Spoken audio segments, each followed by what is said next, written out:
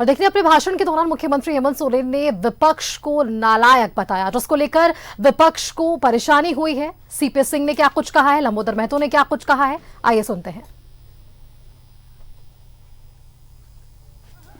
झारखंड के लोगों के सवालों का जवाब निरुत्तर रह गया। सिर्फ और सिर्फ राजनीतिक नौटंकी करके माननीय मुख्यमंत्री जी चले गए। जो वायदे 2019 में उन्होंने किया था और जिसके दम पर आए थे चुन करके, फिर उन्हीं वायदों को पोस्ट डेटेड चेक के साथ जनता को बेवकूफ बनाने के लिए देने का काम किए। इनके पास उपलब्धि के नाम पर शून्य है। ये पूरी तरह से लोकतंत्र की हत्या करने वाले लोग हैं। हम लोगों ने पूरे झारखंड प्रदेश के इन विषयों को लेकर के उनके सामने रखा था, लेकिन मुख्यमंत्री हम लोगों ने कहा था कि वो भागेंगे, वो भाग गए और नेता प्रतिपक्ष को बोलने का ही मौका नहीं दिया। देश के अंदर इनके नेता प्रतिपक्ष राहुल गांधी जी को बोलने के लिए असीमित अधिकार चाहिए, लेकिन झारखंड में नेता प्रतिपक्ष को बोलने के लिए इनके पास 5 सेकंड बोलने के लिए क्या, जनता के सवालों को सुनने का उनके पास 5 सेकंड का भी दम नहीं है। ये सरकार पूरी तरह से बौखलाहट में है, फेलियर है। सदन के अंदर नालायक शब्द का प्रयोग किया जाता है, और जब हम लोग कहते हैं कि इसकी जांच करें, वो नहीं सुनते हैं। संविधान की धज्जियां उड़ाई जाती है।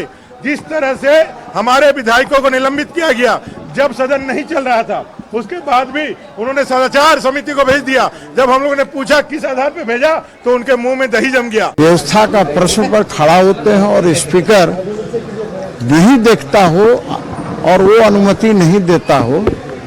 माननीय मुख्यमंत्री जी ने कुछ किया तो नहीं, हाँ इतना जरूर किया कि विपक्ष के माननीय सदस्यों के लिए नालायक शब्द का प्रयोग किया।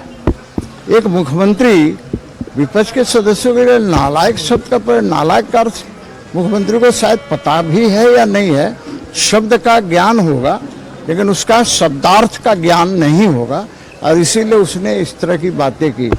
जिस आक्रामकता के साथ और जिस भाषा में मुख्यमंत्री जी राज्य के युवाओं के संदर्भ में 5 लाख नौकरी के संबंध में 1932 खतियाना आधारित स्थानीय नीति के बारे में, ओबीसी आरक्षण के बारे में, इन सारे जनहित के मुद्दों पर जो जवाब दे रहे थे, उनका जवाब देने का तरीका और भाषा बिल्कुल ही असंसदीय था। आप सुने होंगे कि कई बार नालायक शब्दों का प्रयोग उन्होंने किया। तो आप समझ सकते हैं एक इतने बड़े और इतने संसदीय और इतने उच्च पद पर बैठे हुए व्यक्ति से नालायक जैसे शब्दों की कल्पना नहीं की जा सकती।